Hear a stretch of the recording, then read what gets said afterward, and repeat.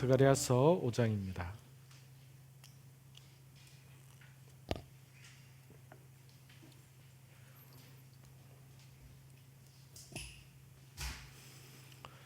(5장) 1절에서 11절까지 교독하도록 하겠습니다.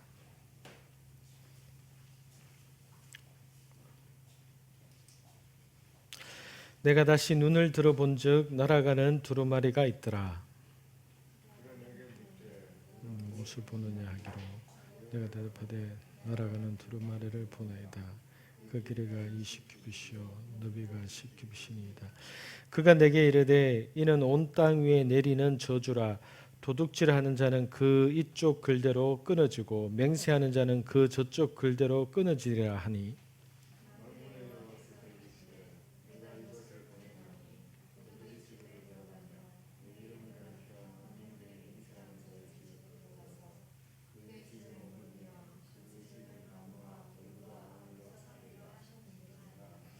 내게 말하던 천사가 나와서 내게 이르되 너는 눈을 들어 나오는 이것이 무엇인가 보라 하기로,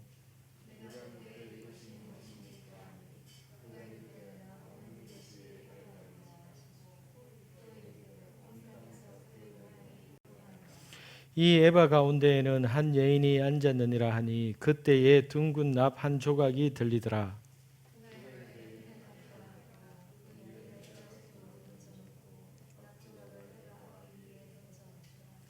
내가 또 눈을 들어본즉 두 여인이 나오는데 학의 날개 같은 날개가 있고 그 날개에 바람이 있더라. 그들이 그 에바를 천지 사이에 들었기로.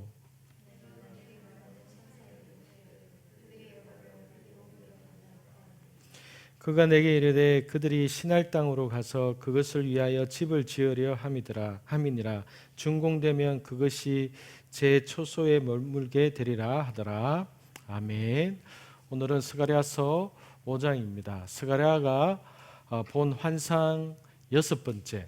1장에서 환상이 두 개가 나왔기 때문에 스가랴서 5장은 6번째 환상입니다. 그래서 이 5장 안에는 환상이 그림이 두 종류가 나옵니다. 그래서 이 5장에 스가랴가 본 6번째 환상, 7번째 환상이 나오고 스가랴서 6장에 이제 마지막 8번째 환상이 나옵니다. 그래서 오늘 이 5장 안에 6번째 환상, 7번째 환상을 보게 될 텐데, 우리가 지난 시간에 나누었던 대로 저는 이 스가랴가 본 8가지 환상이 다 연결이 되어 있다라고 제가 그렇게 말씀을 드렸고, 이것이 어쩌면은 시간 순서대로 진행되는 그 그림을 스가랴가 본 것이라고 저는 믿습니다. 그렇게 본다면은 오늘 이 5장에 있는 이 환상의 내용이 무엇인지는 4장의 5번째 환상이 무엇인지 우리가 기억해 보면은 오늘 이 5장의 환상이 무엇이 될 것인가를 우리가 예측해 볼 수가 있습니다. 그래서 5장을 굳이 안 보더라도 4장의 이제 5번째 환상이 지난주에 7 등잔대와 2 감람나무, 그리고 그 기름 그릇에서 7 등잔대에 연결된 7개의 관, 이 환상을 보았다라고 했습니다. 그래서 우리가 스가랴 4장을 해석할 때에 계시록을 가지고 해석을 했습니다. 그래서 계시록 1장 20절 말씀을 가지고 7 등잔대는 7 교회라고 얘기를 했고, 그래서 7 등잔대는 신약 시대의 교회, 이 땅에 있는 현재의 교회들을 의미한다라고 제가 그렇게 본다고 말씀을 드렸습니다. 왜냐하면 계시록 1장 20절에 이 7 촛대는 곧 아시아에 있는 7 교회니라라고 말씀했기 때문에 쉽게 그렇게 믿어지고 추측이 가능한 겁니다. 그리고 7개의 관은 스가랴서 4장에서 이 7은 하나님의 7 눈이더라 이렇게 말을 했습니다. 그래서 이 하나님의 7 눈인 7개의 관은 이 기름이 공급되는 것이기 때문에 이것은 성령, 성령님을 의미한다라고 우리가 지난주에 살펴보았죠. 그래서 계시록 5장 6절에 보면은 여호와의 눈 너는 곧 온 땅에 두루 살펴보라고 보내신 하나님의 일곱 영이니라, 이런 말씀이 나옵니다. 그래서 스가랴서 4장은 결국은 신약 교회, 이 땅에 있는 교회가 이 땅에 있는 교회를 통해서 하나님께서 이루시고자 하시는 하나님의 왕국이 사람에 의해서, 교회에 의해서, 교회의 재정이나 어떤 교회의 뛰어난 리더십이나 또는 우리 사람이 하나님의 일을, 하나님의 왕국을, 하나님의 나라를 이루어가는 게 아니라 2000년 역사 가운데 속에서 결국은 성령님께서 성령의 역사를 통하여서 이 땅 가운데 지금과 같이 대한민국과 같이 우리가 120년 전에 복음이 들어와서 이 120년 동안에 이 땅 가운데 하나님의 교회가 우리나라에 얼마나 많은 교회가 생겨났고, 이것이 성령의 역사인 거죠. 그래서 스가랴서 4장에 이것은 힘으로 되지 아니하고 능으로 되지 아니하고 오직 나의 영으로 되느니라.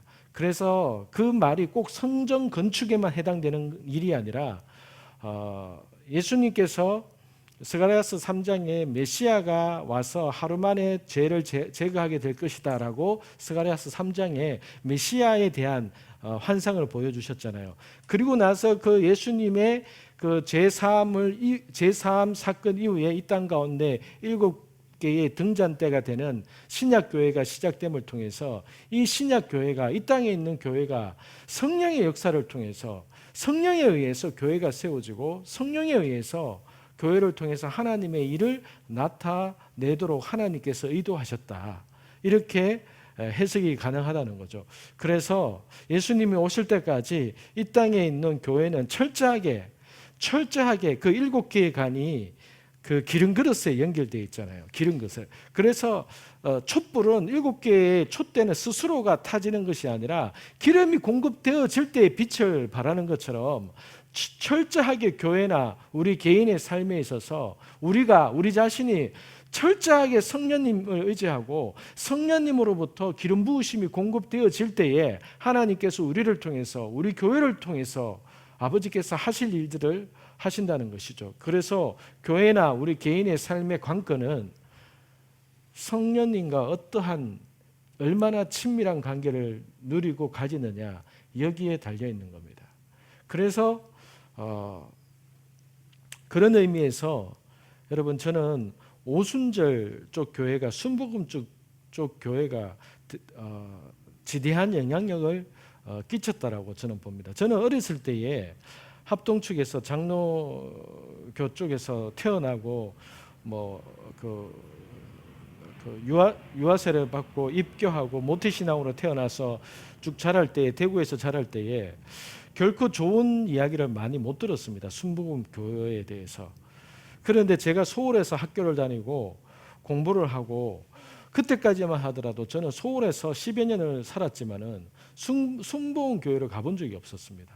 바로 그 옆인데도 불구하고 그 흔하게 많이 가는 오살리 기도원 단 한 번도 가본 적이 없습니다. 왜요?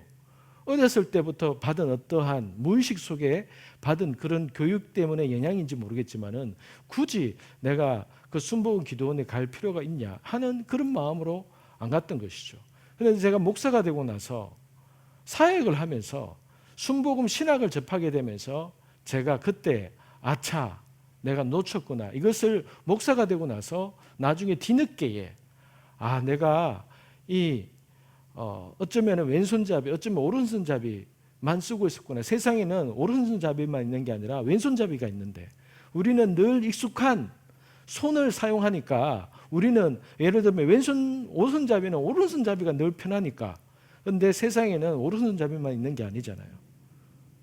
그것과 마찬가지로 내가 신학을, 내가 익숙한 한쪽을 내가 배우고 그쪽 신학에 너무 익숙해졌구나. 세상은 장로교 신학만 있는 게 아닌데, 여러분, 전 세계에서 우리나라 빼고 전 세계에서 장로교는요 6%밖에 안 됩니다. 전 세계 전 세계 교회 중에서 장로교회는 6%밖에 안 됩니다. 전 세계 교회의 94%는 장로교회가 아닙니다. 그런데 우리는 대구에서 자란 사람들은 특별히 대부분 장로교회이기 때문에 마치 우리가 지금까지 어렸을 때부터 배워왔고 들어왔던 것이 그것이 전 세계의 교회를 대표하는 것처럼 우리가 그런 생각을 가질 수 있는 것이죠. 그런데 순복음교회는 어쨌든 간에 기존 교회에 생각하지 못했고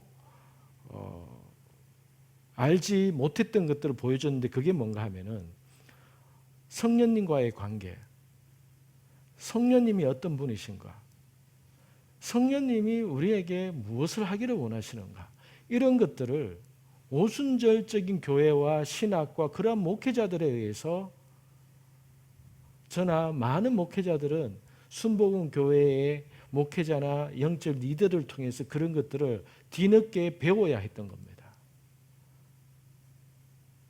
옛날에 제 친구가 사랑의 교회 부목사로 있었는데 옥 목사님이 돌아가시기 전에 몸이 많이 아팠을 때에 조영기 목사님한테 가서 기도를 많이 받았었거든요. 그러면서 그 조영기 목사님한테 고백한 것을 사랑의 교회 교육자들한테도 여러분들은 나의 길을 따라오면 안 된다. 나도 모르게 본의 아니게 성령님에 대해서 본의 아니게 내가 제안하고 내가 배운 신학에 의해서 내가 제안하고 터부시 해왔던 태도와 마음이 있었고 그것이 사랑의 교회에 녹아져 있다. 그렇기 때문에 나는 나 이후에 이 교회에 오는 담임 목사는 나와 같은 자가 아니라 성령님에 대해서 성령에 대해서 깨어있고 열린 목회자가 와야 된다라고 나는 생각한다. 이 고백을 하신 것을 제가 들었습니다.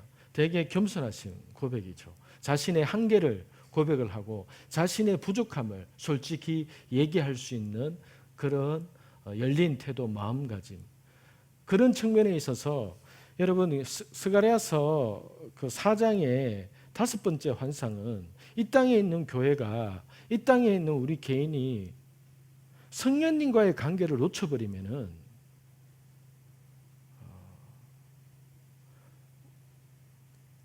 우리 힘으로, 교회의 재정으로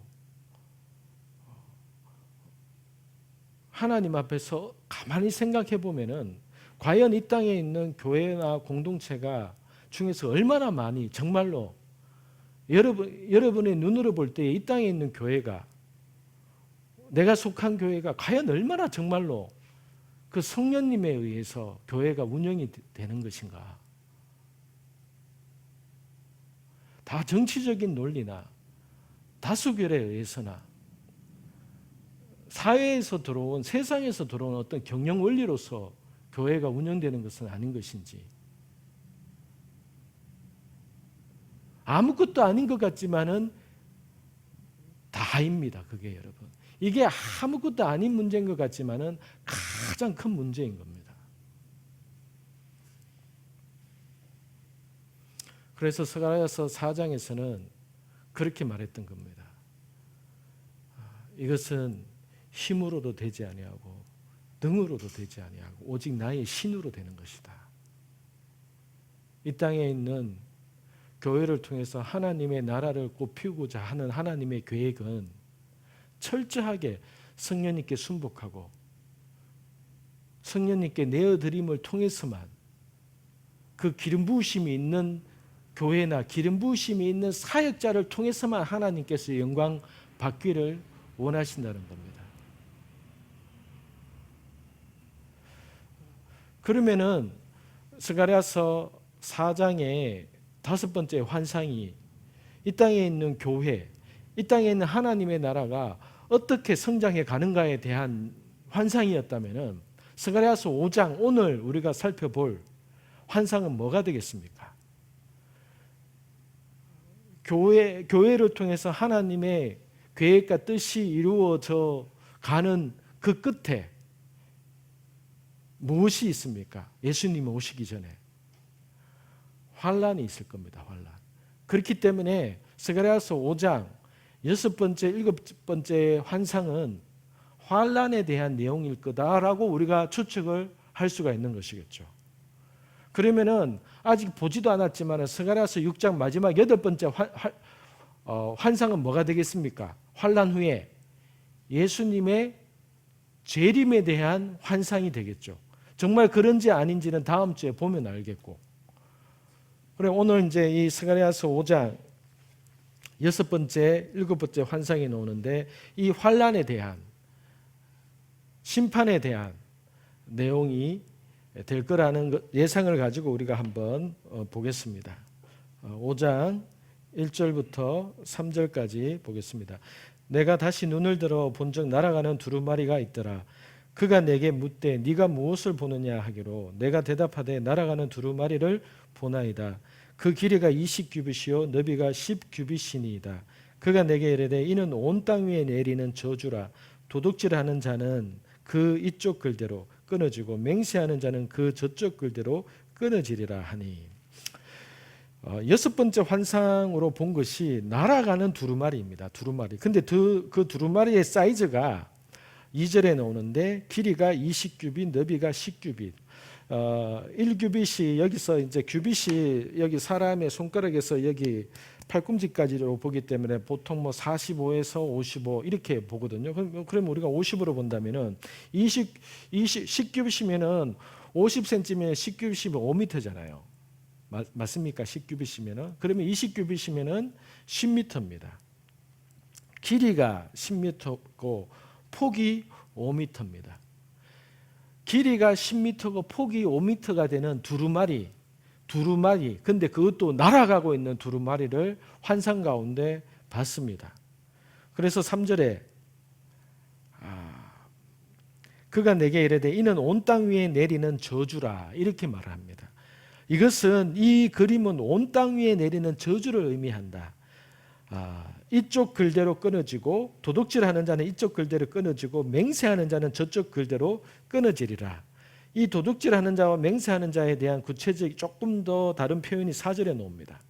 만군의 여호와께서 이르시되 내가 이것을 보냈나니 도둑의 집에도 들어가며 내 이름을 가리켜 망령되이 맹세하는 집에도 들어가서 그의 집에 머무르며 그 집을 나무와 돌과 아울러 사르리라.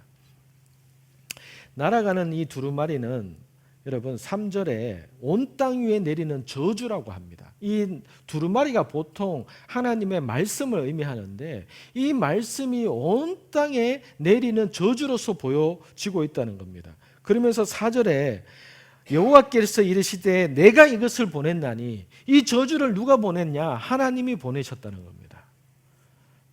교회 시대 이후에 이 땅에 예수님이 오시기 전에 심판과 환란이 있게 될 것에 대한 내용인 것이죠. 그러면 이 사이즈는 도대체 무엇일까? 이 두루마리의 사이즈 그냥 단순하게 이 하나님의 세상 마지막에 하나님께서 사람을 심판하실 때에 다니엘서 7장에도 나오고 계시록 6장에도 나오는데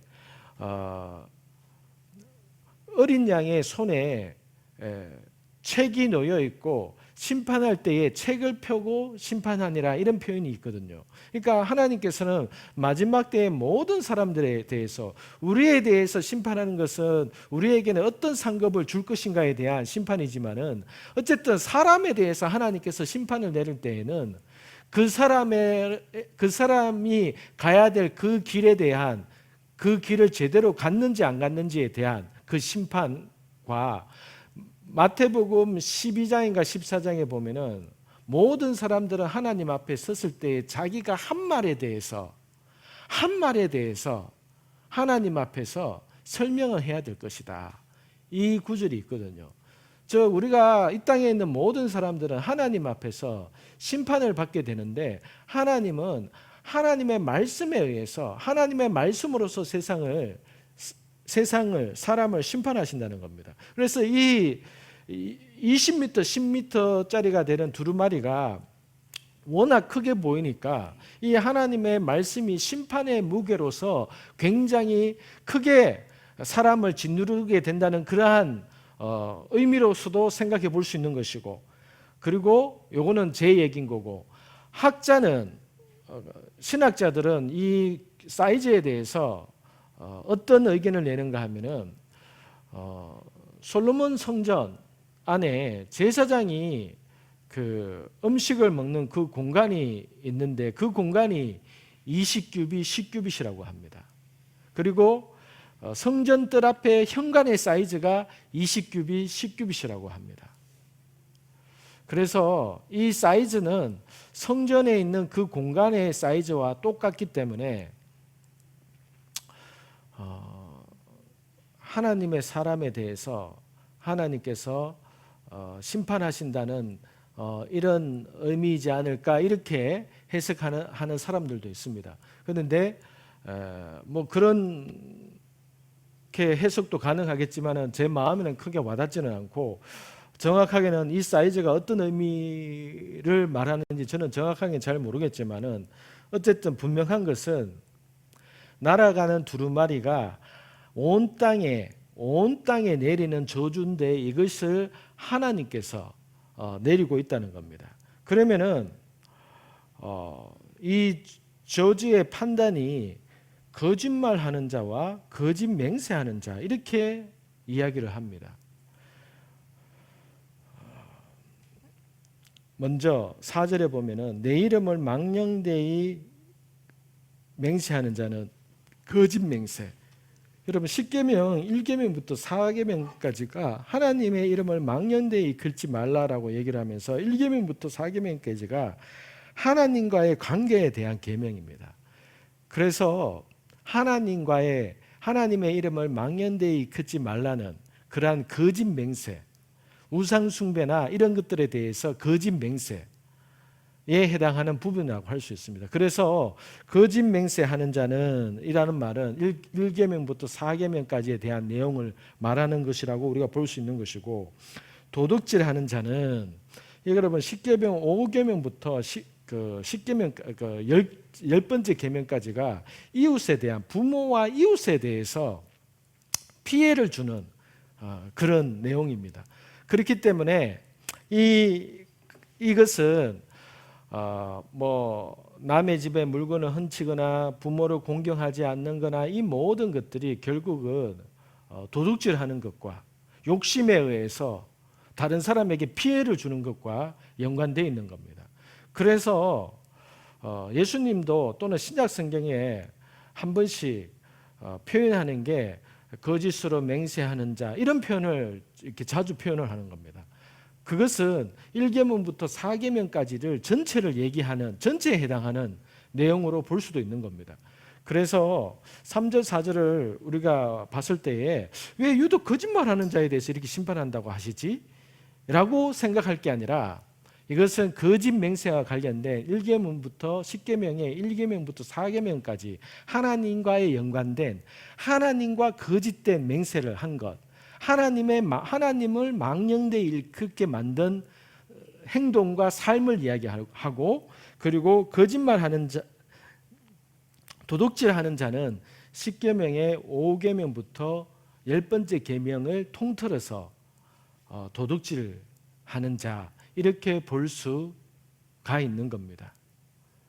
그래서 3절 4절과 이 말은 결국은 여러분, 율법은 하나님의 말씀을 의미하는 것이죠. 그래서 마지막에 하나님께서 환난 기간 동안에 사람을 심판하고 사람에게 심판을 하고 사람에게 환난을 있게 될 때에 하나님의 말씀에 의해서 철저하게 환난이 부어지는데, 그의 집에 머무르며 그 집을 나무와 돌과 아울러 살으리라.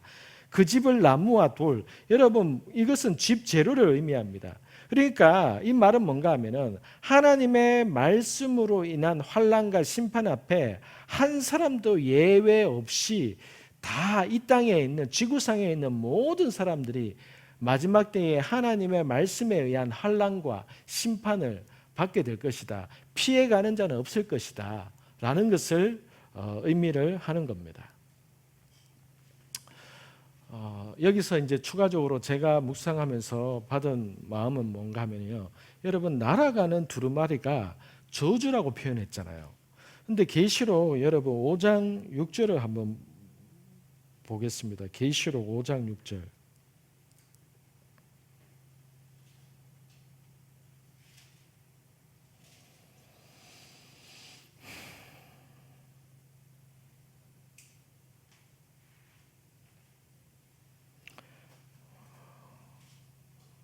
죄송합니다. 8장입니다.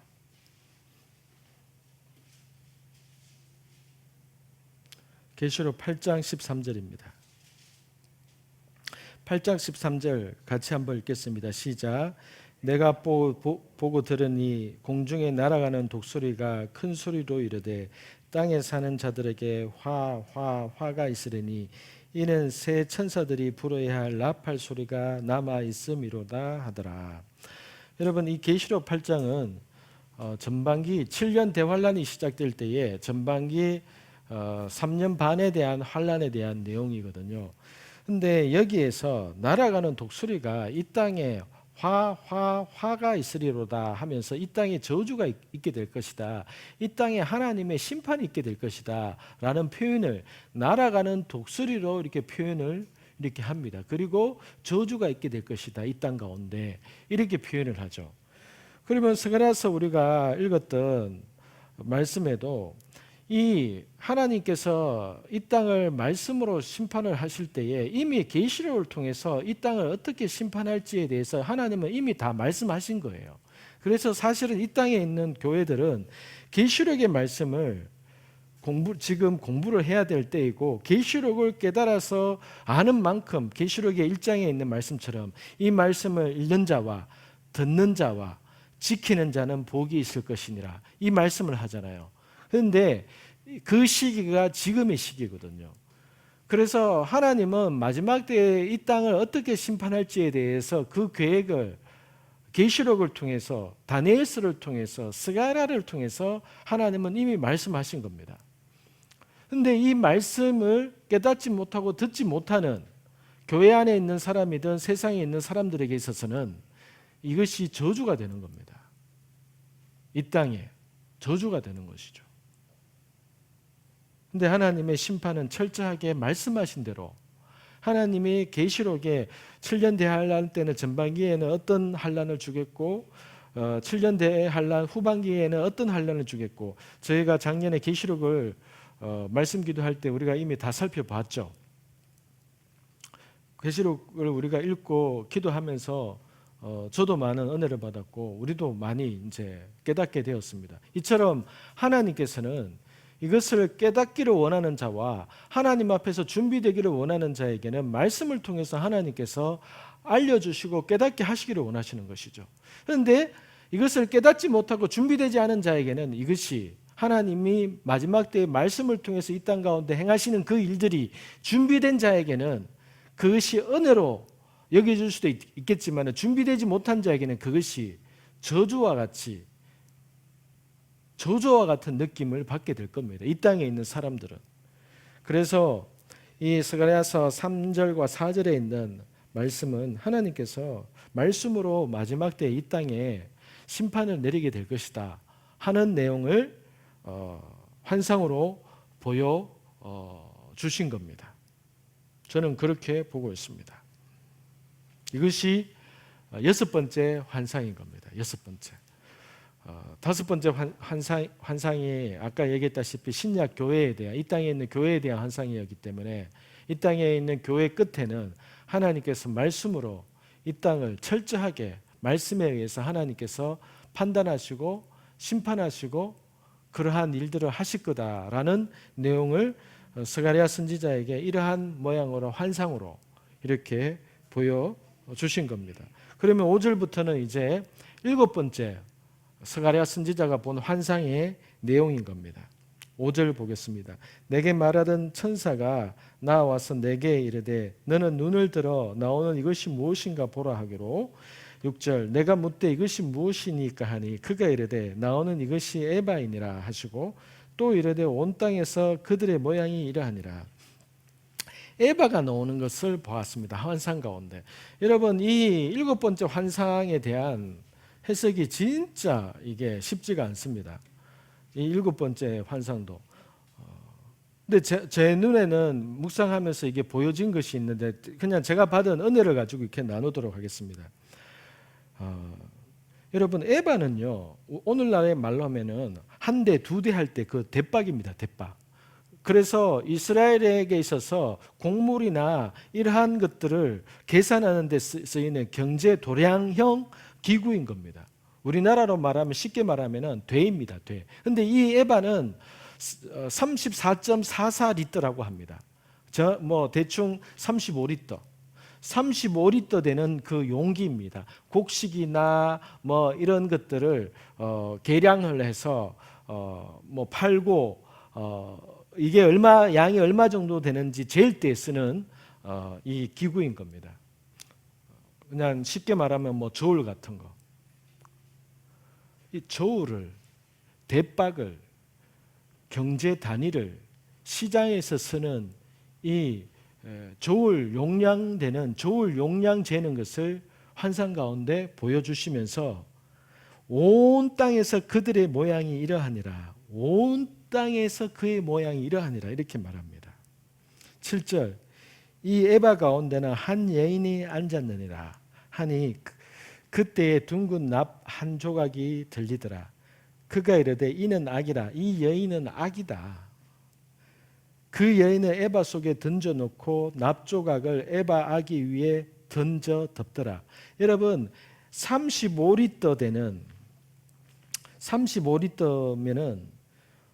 어떤 여자는 그 안에 들어갈 수도 있겠죠. 어쨌든 35리터 되는 그 용기 안에 악한 여인이 그 안에 들어가 있고 그것을 덮었습니다. 9절 보겠습니다.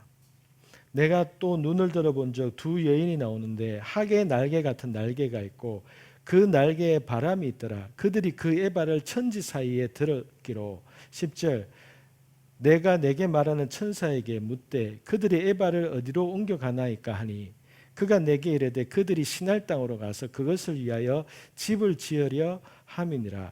준공되면 그것이 제 초소에 머물게 되리라 하더라. 여러분 우리가 만약에 계시록을 공부하지 않았다면은 저는 이 에바를 해석을 못했을 겁니다. 그리고 두 번째, 이 스가랴가 본 환상이 8가지의 환상이 시간순으로 연결되는 것이라고 생각을 못했다면 저는 이 에바에 대한 환상을 해석을 못했을 겁니다. 우리가 스가랴서를 보면서 계시록을 가지고 해석을 했고 계시록에 있는 내용도 스가랴서에 있는 내용을 가지고 요한이 기록을 했다는 것을 우리가 이미 알고 있습니다. 그러면은 이 에바에 대한 해석은 계시록에 있습니다. 계시록에. 여러분 에바는 경제 도량형입니다. 그런데 이것이 온 땅에 쓰인다고 표현되어 있습니다. 온 땅에. 그리고 그 도량형 안에 악한 여자가 그 안에 들어가 있고 그것이 시날 땅에 옮겨져서 시날 땅에서 자기의 초소를 지으려고 초소가 완공되면 거기에 거하려고 한다. 이게 환상의 내용인 겁니다. 자, 그러면 계시록을 가지고 어떻게 해석이 되는지 한번 들어보십시오. 계시록 17장을 보겠습니다. 계시록 17장. 계시록 17장 1절을 보겠습니다. 계시록 17장 1절을 같이 읽겠습니다. 시작. 또 7 대접을 가진 7 천사 중 하나가 와서 내게 말하되 이르되 이리로 오라. 많은 물 위에 앉은 큰 음녀가 받을 심판을 내게 보이리라. 여러분 큰 음녀가 많은 물 위에 앉았다라고 되어 있습니다. 많은 물이라는 뜻은 17장 하반절에 이것은 온 세상이라고 이렇게 친절하게 해석이 되어 있습니다. 그러니까 음녀가 온 세상에 앉아 있다라고 표현을 하고 있습니다. 그런데 5절을 보겠습니다. 5절 같이 읽겠습니다. 시작. 그의 이마에 이름이 기록되었으니 비밀이라 큰 바벨론이라 땅의 음녀들과 가증한 것들의 음이라 하였더라. 여러분 이마에 이름이 있는데 비밀인데 그가 이 음녀가 다른 한편으로는 바벨론이라고 불리기도 한다는 겁니다. 자, 여러분 잘 보세요. 제가 계시록을 공부할 때에 이 세상의 시스템을 성경에서는, 계시록에서는 이 세상의 세상 시스템, 정치, 경제, 이 시스템을 계시록에서는 뭐라고 표현한다고 얘기했는가 하면은 바벨론이라고 표현을 한다 그랬죠.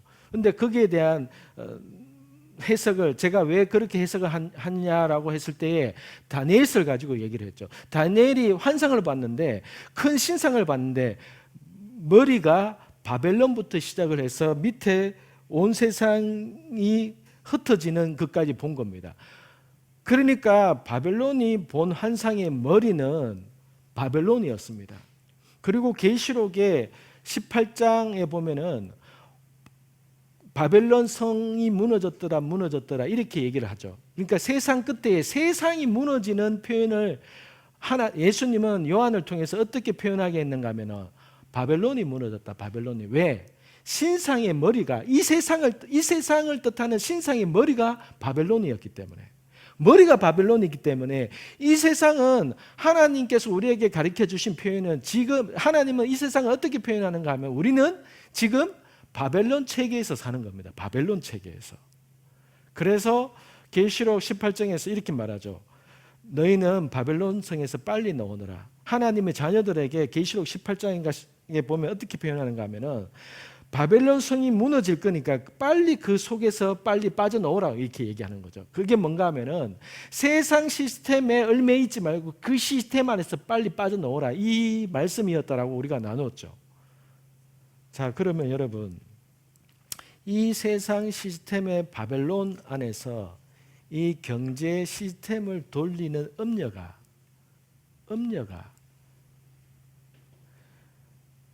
스가랴가 본 환상은 이 음녀가 두 또 다른 악한 여자에 의해서 들려가지고 시날 땅에 옮겨가서 그 바벨론 땅에서 악한 경제권을 가지고 온 세상을 뒤흔들 준비를 하는 집을 짓는 그 그림을 스가랴가 본 겁니다.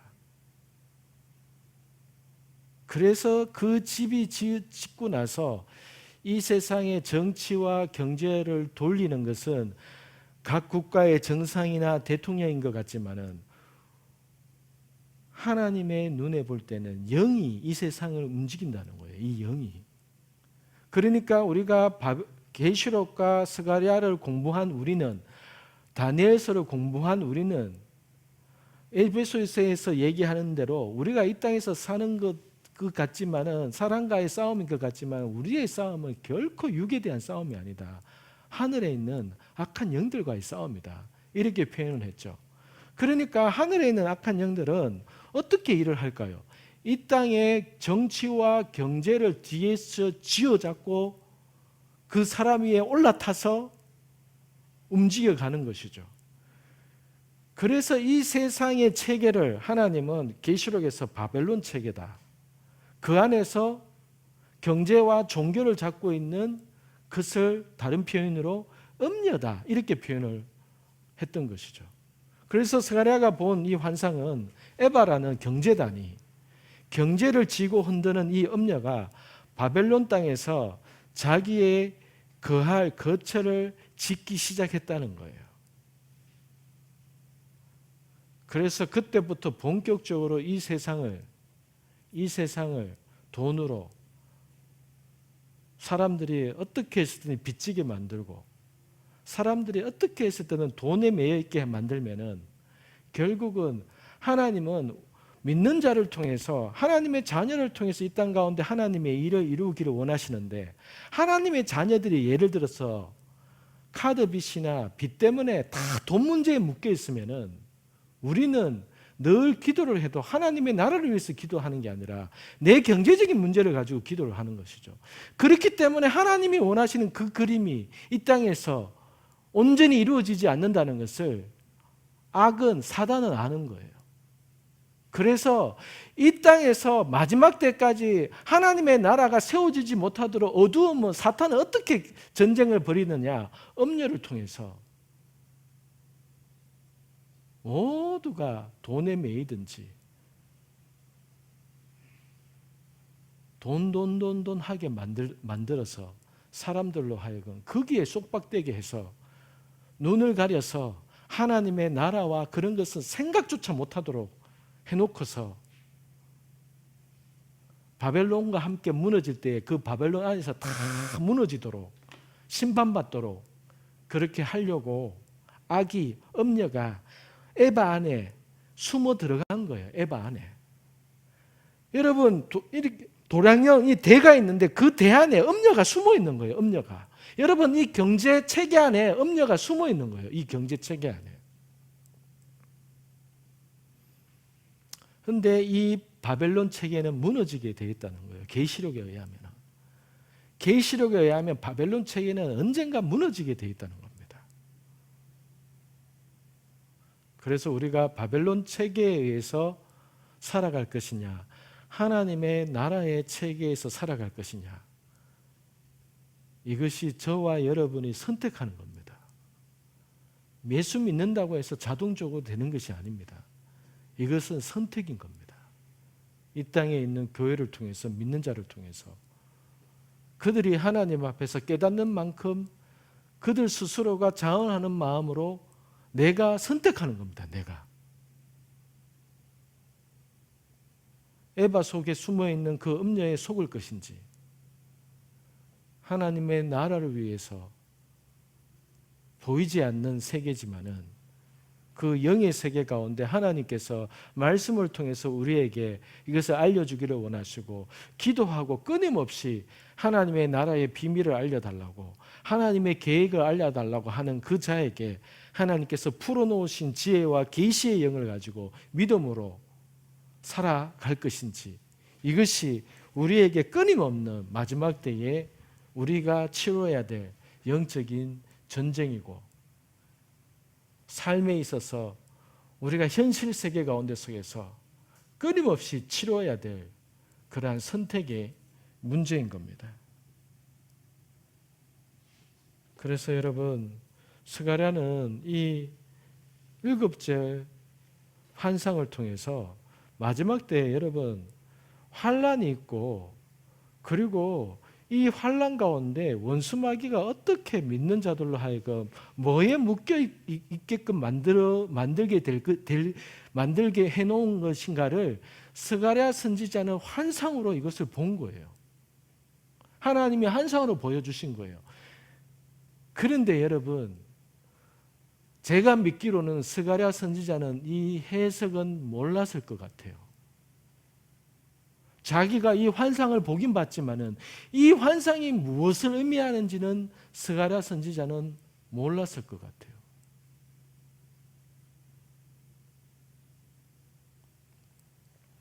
스가랴서, 계시록, 다니엘, 에스겔서 36장과 39장 이거 다 연결되어 있는 겁니다. 다시 한번 말합니다. 스가랴서, 에스겔서 36장과 39장, 다니엘서, 계시록 이게 다 연결되어 있는 겁니다. 그래서 한쪽을 해석하려고 하면은 나머지 이 책들을 이 말씀과 함께 봐야 스가랴서가 해석이 되든지 다니엘서가 해석이 되든지 에스겔서가 해석되든지 계시록이 해석되든지 그렇게 될 겁니다. 오늘 우리가 이 5장을 통해서 6번째 환상, 7번째 환상은 이 땅 가운데 있게 될 그 환란과 심판과, 그리고 이 세상의 시스템이 어떤 체계인가를 환상을 통해서 우리에게 보여주셨습니다. 다음 주에 보게 될 스가랴서 6장의 내용은 안 봐도 그려볼 수 있는 게 재림에 대한 내용일 겁니다. 재림에 대한, 예수님의 재림에 대한 내용일 겁니다. 여러분, 오늘 우리 6번째 환상, 7번째 환상을 통해서 이 스가랴 선지자가 본 이 환상이 계시록에서 더 자세하게 이제 신약 시대에 500년이 지나서 그 스가랴가 본 그 환상이 시작이 되는 종말의 시기가 예수님의 초림부터 재림까지가 종말이거든요. 예수님이 초림하시고 승천하셨을 때에 종말이 시작이 되었기 때문에 사도 요한을 통해서 하나님은 스가랴 선지자에게 보여주셨던 그 환상의 내용을 사도 요한을 통해서 다시 한번 풀어서 마지막 때에 어떻게 이 땅 가운데 7년 대환란과 예수님이 오실 때까지 어떤 일이 일어날 것인가를 이제는 신약 시대에 있는 교회가 알아야 되기 때문에 사도 요한에게 알려주신 겁니다. 구약 시대에는 스가랴가 그 젊은 청년이 하나님 앞에서 성전을 쌓으면서 성벽을 만들면서 기도하고 나라를 위해서 울고 하나님의 뜻을 물었을 때에 그 구약의 선지자에게 하나님께서 그들에게는 해당되지 않는 먼 미래에 너희들이 쌓는 이 성벽과 이 성전을 통해서 하나님이 내가 어떤 일을 하려고 하는지 내가 너에게 보여주마 하면서 보여줬던 그 환상이 사도 요한을 통해서 다시 한번 재해석이 되고 더 구체적으로 넓게 기록이 되어진 것이 계시록인 것이죠. 그래서 하나님은 우리에게 2번이나 또는 3번이나 스가랴서를 통해서 우리에게 이 땅에 남아있는 우리에게 우리가 어떤 일을 겪게 될 것인지 하나님은 이미 스가랴서를 통해서 말씀하셨고 그리고 계시록을 통해서 우리에게 말씀하셨습니다. 그렇기 때문에 믿는 자들이 목회자들이 성도들이 우리는 몰랐어요라고 말할 수가 없는 겁니다. 우리는 몰랐어요라고 말할 수가 없는 겁니다.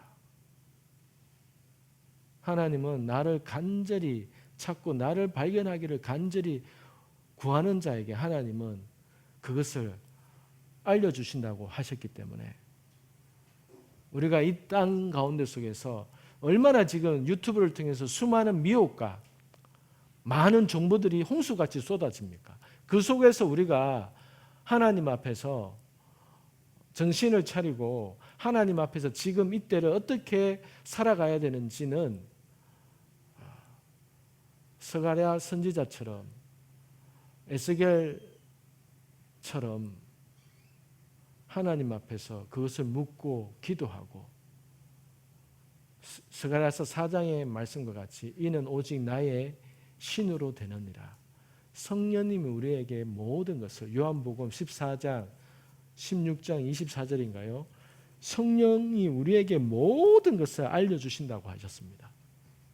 그래서 우리는 지금도 내 안에 계신 성령님과 친밀한 관계를 끊임없는 성령님과의 더 친밀한 관계로 나아가는 길만이 우리가 이 땅을 살아가는 하나님의 방법을 깨닫게 되고 알아가는 길인 겁니다.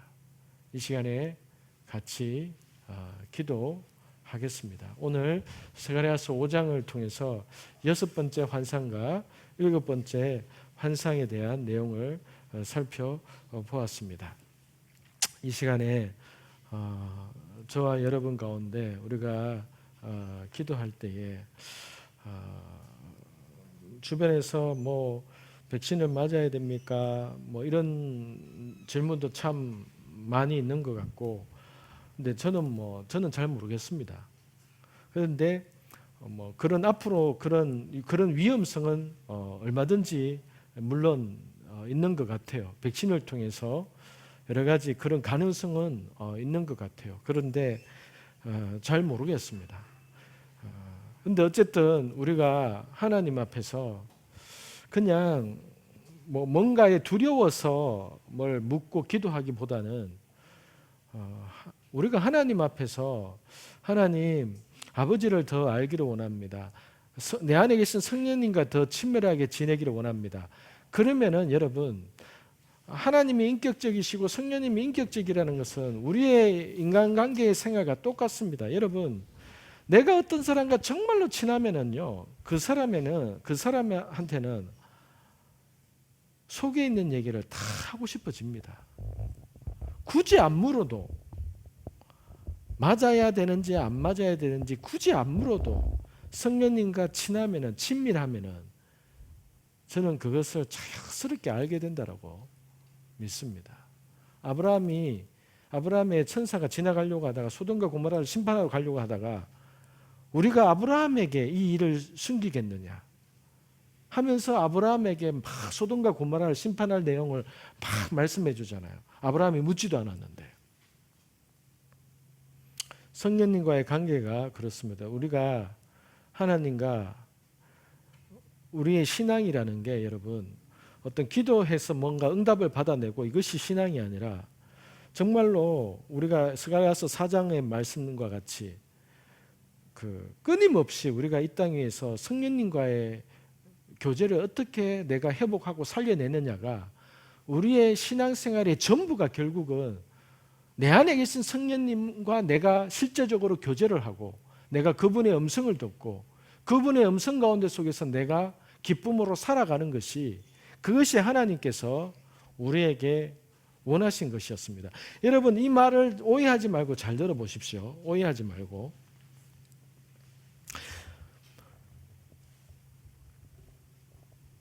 여러분 이것은 66권 하나님의 말씀입니다. 이렇게 로고스 말씀이죠. 근데 이 말씀은 AD 한 300년경에 이제 정경으로서 이 성경 이것이 이렇게 신구약 성경으로 이렇게 만들어졌고 그 사본들을 모아서 이렇게 우리가 보는 이 성경 말씀을 이렇게 만들었습니다. 만든다기보다는 이렇게 인정을 했습니다. 이 66권 이 안에 있는 것이 제가 하는 말을 이제 오해하지 마시기 바랍니다. 여러분 이게 최우선적으로 절대적인 것이었다면은 예수님이 살아 생전에 십자가에 돌아가시기 전에 제자들을 통해서 야 내가 나중에 없을 텐데 미리 내가 불러줄 테니까 빨리 성경 좀 그 글로 좀 만들어 봐라 이렇게 하면서 교재를 만들어 주셨을 겁니다. 교재를. 근데 예수님은 여전히 말귀를 못 알아듣는 예수님이 십자가를 지시기 바로 그날 저녁까지 그 전날 저녁까지만 하더라도 제자들끼리 누가 더 크냐 하면서 싸우고 하는 모습을 보면서 예수님은 그 다음날 하늘로 올라가셔야 했습니다. 우리 같으면은 정말 서글펐을 겁니다. 내일 이제 나는 떠나가야 되는데 제자들 수준을 봤을 때에 이래가지고 하나님의 나라가 완성되겠나 이런 마음이 들었을 겁니다. 그런데도 불구하고 예수님은 정반대되는 말을 십자가 위에서 다 이루었다라고 얘기를 하면서 그냥 올라가셨습니다. 그런데 올라가기 전에 제자들에게 영문도 모를 말을 몇 가지를 던지셨죠. 그래서 요한복음 14장부터 16장까지에 있는 말씀이 저는 굉장히 중요한 말씀이라고 보는 거죠. 예수님이 내가 진실로 내가 사실을 하나 얘기해 줄게. 내가 진짜 중요한 얘기를 하나 해줄게. 그런 의미로서 내가 진실로 너희에게 이르노니 내가 비밀 한 가지를 얘기해 주겠다. 내가 비밀 한 가지를 얘기해 주겠는데 내가 떠나가는 것이 너희한테 유익한 거다. 그 말을 하셨던 거죠. 왜? 예수님은 본인이 십자가 사건을 통해서 죄를 사해 주고 나면은 창세기 6장 3절에 떠나가신 그 성령님께서 믿음으로 예수님을 영접하는 자에게 성령이 그 사람들 안에 몸 가운데 그 영이 들어간다는 것을 아셨기 때문에 예수님은 아무 걱정이 없었죠. 왜? 영이 들어가기 전에 아무리 제자들이 붙어 있다 할지라도 그 사람 안에 있는 속마음을 바꾸고 속마음을 쥐어짜고 할 수 있는 것이 인간 예수에게는 없었기 때문에 그러나 예수님이 십자가의 죽음으로 인해서 신이 우리 안에 들어옴을 통해서 십자가 지기 전에 예수님도 할 수 없었던 그 일을 성령님께서 할 수 있었기 때문에 예수님은 제자들에게 이 성경 만들라고 할 필요가 없었던 겁니다. 그리고 예수님의 12제자들이 사역할 때는 오경밖에 없었습니다. 그 구약의 선지서 이런 것밖에 신약 성경이라는 것은 없었죠. 즉 제가 말하고자 하는 의미는 뭔가 하면은 핵심은 성령에 있다는 겁니다. 여러분, 핵심은 성령에 있다는 겁니다. 스가랴서 4장에서도 보았듯이 힘으로 되지 아니하고 능으로 되지 아니하고 오직 나의 신, 오직 너희 안에 부어진 그 성령을 통해서만 내가 너희를 통해서 일할 수 있단다. 그런데 왜 교제하려고 하지 않냐? 왜 음성을 들으려고 하지 않냐? 교회들이 왜 음성 듣는 것을 못하게 하냐? 왜 큐티하는 것을 위험하다고 말하냐?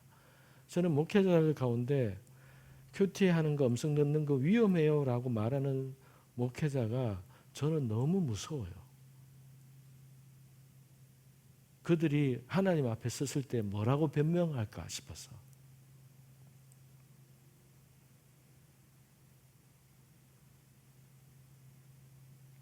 우리가 오늘 스가랴서 5장을 보면서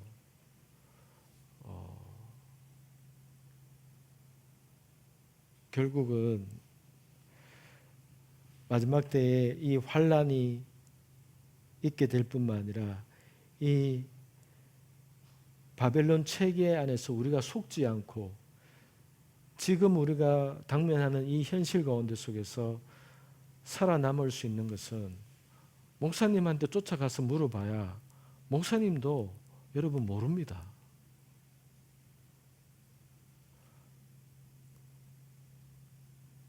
이 코로나의 상황 속에서 이것이 무엇을 의미하는지, 앞으로 이거보다 더한 환경이 올 텐데, 이거는 여러분 오직 성령님과의 그 친밀한 교제 안에, 하나님과의 그 친밀한 안에 들어가야만 우리가 이 땅에서 하나님 앞에서 아버지께서 원하시는 그 삶을 우리가 기쁨으로 믿음으로 걸어갈 수 있는 방법인 겁니다. 그래서 이 시간에 우리가 여러분 안에 계신 성령님과의 그 관계가 더 온전하게 회복되기를 원하고, 이 불확실한 상황 속에서 우리가 이 돈의 이 에바 속에 숨어있는 이 음녀 바벨론에 이끌려가지 않기 위해서는 우리가 하나님의 음성을 들어야 되고, 하나님 앞에서 온전한 그 분별력으로 우리가 서 있어야 되는 것입니다. 이 시간에 우리가 하나님, 우리가 미혹당하지 않고 이 바벨론 체제에 우리가 살아가지 않고, 비록 이 땅에서 이 바벨론 체계 안에서 살아가지만은 하나님, 우리가 하나님 나라에 속한 자로서 하나님의 음성을 듣고 하나님의 방법대로 선택하며 살아가는 자가 되기를 원합니다. 우리를 이 모임 가운데 인도해 주시고 말씀으로서 우리를 깨워 주시고 우리를 통해서 아버지의 뜻이 이루어지기를 원합니다. 이러한 삶이 여러분 우리의 삶 속에서 계속 그냥 되어지는 겁니다. 하나님의 그 임재를 구하고 성령님과의 관계 속에서 계속 하나님 가운데 친밀하게 나아가면은 아까 얘기했던 그러한 저 사람 맞아야 되나 안 맞아야 되나, 그러면 앞으로 뭐 어떻게 해야 되냐, 이런 것들이 하나님께서 그 친밀한 자에게 하나님께서 알게 해주시고 보여주시고 깨닫게 해주시고 그렇게 하신다고 저는 믿습니다. 이 시간에 같이 기도하겠습니다. 하나님, 우리 안에 더 친밀함이 회복되기를 원합니다. 하나님, 이때에 우리가 이 스가랴서를 읽고 하나님 이 말씀을 묵상하고 이 말씀을 통해서 성령님께서 우리에게 깨닫게 하심을 통하여서 하나님 우리가 아버지 앞에서 더 온전히 세워지기를 원합니다. 하나님이 더 잘 준비되어지기를 원합니다. 더 온전히 깨어있기를 원합니다. 하나님, 주님, 우리가 아버지 서 있지 못하고 우리가 깨어있지 못한 상황 가운데 속에서 하나님, 주님, 아버지여, 우리가 늘 주여 잘못된 선택이나 잘못된 그러한 길들 가운데 서 있지 않기를 원합니다. 하나님, 말씀이 주어졌으면은, 하나님의 진리의 빛이 비춰졌으면은 반드시 그에 해당하는 그 열매와 하나님의 그 결과와 하나님의 그 마음이 아버지 앞에 세워지기를 원합니다. 하나님, 성령님, 주님, 우리를 더 온전히 깨워 주십시오. 하나님, 성령 하나님, 주님, 이 시간뿐만 아니라 늘 우리가 아버지 앞에서, 하나님 앞에서 주여 신뢰하며 나아감을 통하여서 성령님께서 우리의 마음과 생각을 깨워주시고 혼미한 정신 가운데 하나님의 은혜의 빛으로 우리를 흔들어 깨우셔서 아버지의 광명으로 밝은 빛으로 우리를 이끌어 주시고 인도하여 주시옵소서. 성령 하나님, 끊임없이 하나님의 인재만을 구하고 아버지 앞에 더 가까이 나아가는 자가 되기를 원합니다. 성령 하나님, 우리 가운데 더 부어 주십시오. 이 시간 하나님의 우리 가운데 여기 앉아 있는 사람 가운데 하나님의 진리가, 하나님의 은혜의 빛이 더 필요한 자에게 지금 성령 하나님, 그러한 진리의 빛으로, 은혜의 빛으로 비춰 주십시오. 은혜의 빛으로 비춰 주십시오. 내 모습을 보게 해 주십시오. 하나님, 우리의 모습을 보게 해 주십시오. 내가 지금 아버지 앞에 서 있는 내 모습을 보게 해 주셔서 하나님께서 우리에게 더 아버지 앞으로 더 가까이 나아오라고 말씀하시는 그 음성도 듣게 하여 주시고, 우리 각자에게 성령님, 각자가 들어야 되는 그 음성을 성령님 지금 마음 가운데, 생각 가운데 주여 들려주십시오. 생각나게 해주십시오. 성령님은 생각나게 하시는 분이십니다. 성령님은 우리에게 깨닫게 하시고 생각나게 하시는 분이십니다. 이 시간 여기에 있는 한 사람 한 사람에게 성령님 지금 생각나게 해주십시오. 지금 생각나게 해주십시오. 무엇을 아버지 깨달아야 되는지, 무엇을 알아야 되는지, 무엇을 품어야 되는지 지금 생각나게 해주십시오. 지금 생각나게 해주십시오. 성령님 지금 우리에게 주여 나타내 주십시오. 성령 하나님 환영합니다. 언제나 성령님 앞에 더 온전하게 세워지기 원합니다. 더 온전히 깨닫기를 원합니다. 아버지 하나님, 주님 의심의 먹구름을 걷어냅니다. 의심의 먹구름을 걷어냅니다. 혼미한 것들을 걷어냅니다. 이 시간에 성령님, 주님 더 명확하게 해주십시오. 우리의 길에 대해서 더 명확하게 해주십시오. 우리의 생각을 더 명확하게 해주십시오. 아버지여, 더 분명해지게 해주십시오. 더 분명하게 될지어다. 더 분명하게 될지어다. 더 선명하게 될지어다. 더 분명하고 더 선명하게 될지어다. 더 분명하고 더 선명하게 될지어다. 분명하게 될지어다. 선명하게 될지어다. 성령님,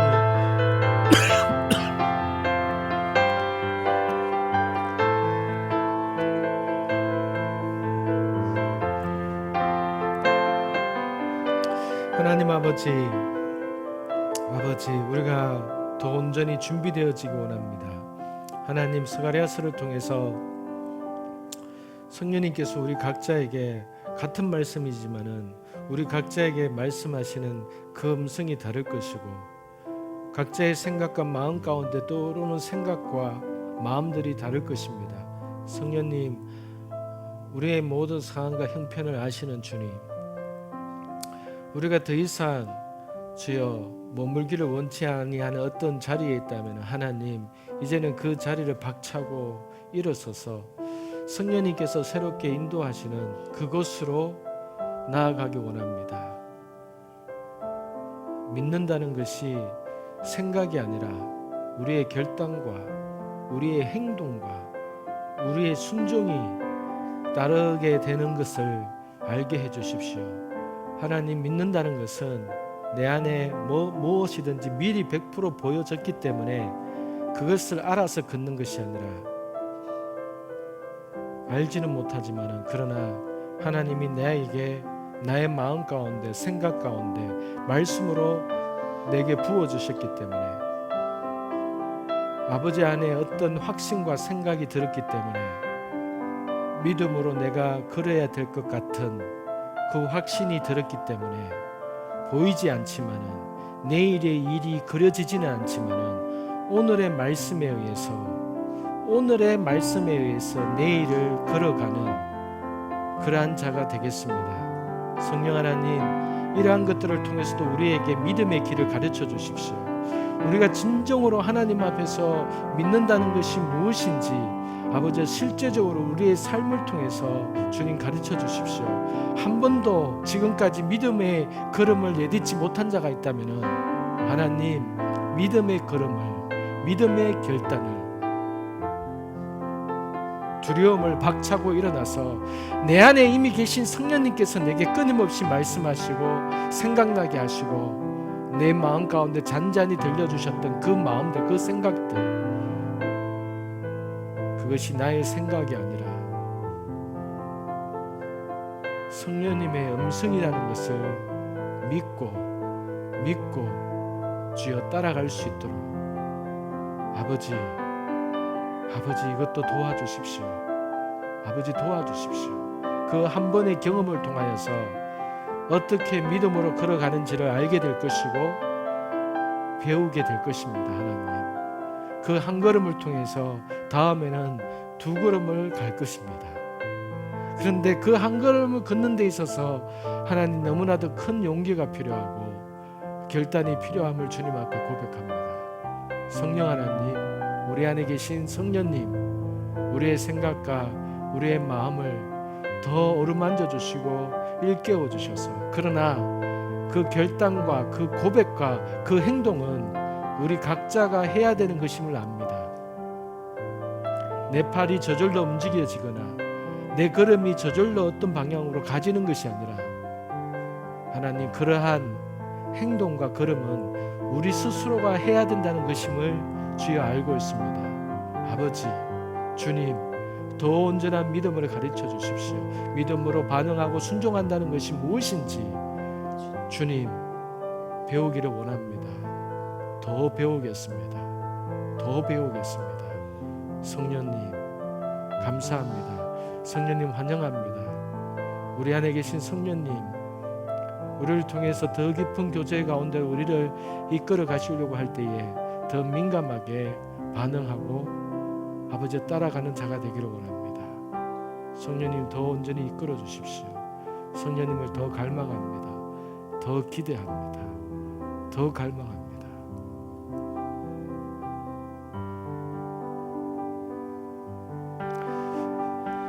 제 안에 예전에 성령님에 대한 끊임없는 갈망과 목마름이 있었지만은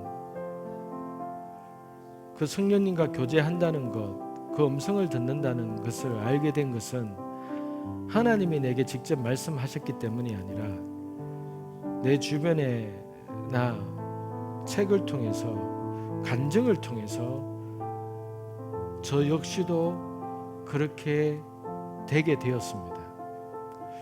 의문이죠.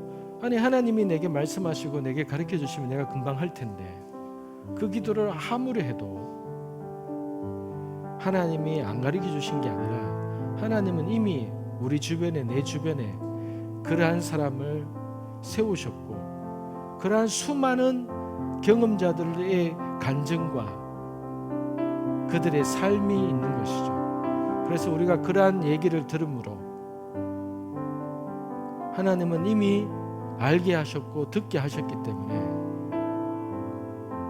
내가 또다시 하나님으로부터 들어야 되는 게 아니라 하나님이 이미 들려주신 그 사람들의 이야기와 간증을 통해서 우리는 그러한 성령님과의 깊은 교제나 관계를 걸어갈 수가 있는 것입니다.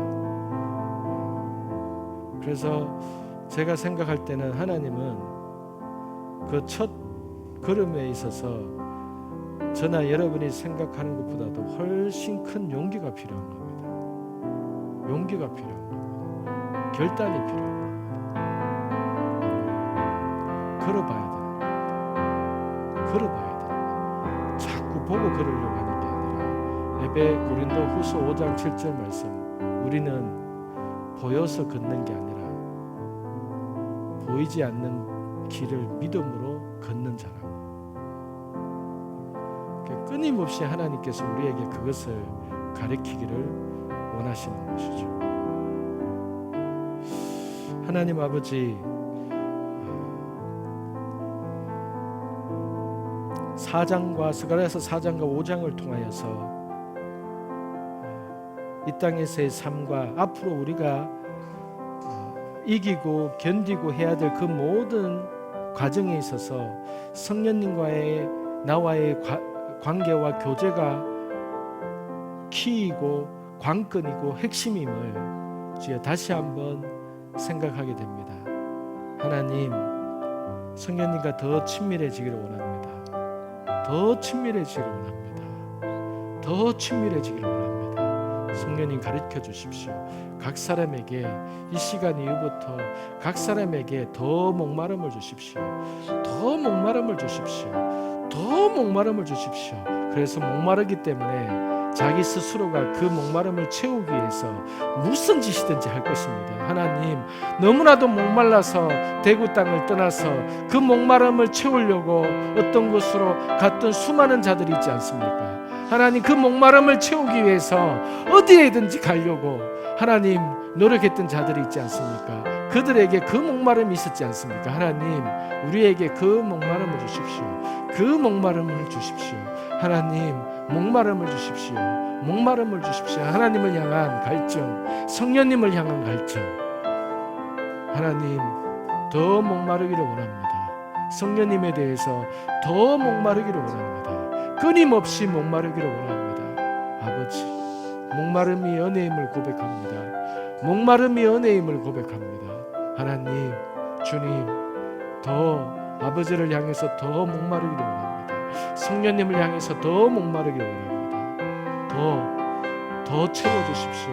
아버지, 더 채워주십시오. 하나님, 이 공간 안에서 성령님, 하나님께서 원하시는 그 모든 일들을 주여 우리에게 주여 나타내 주시고 더 친밀하게 아버지 우리를 이끌어 주십시오. 그곳으로 아버지께서 인도하시는 그곳으로 더 깊이 들어가기를 원합니다. 깊은 곳으로, 더 깊은 곳으로 들어가기를 원합니다. 아버지, 감사합니다. 감사합니다.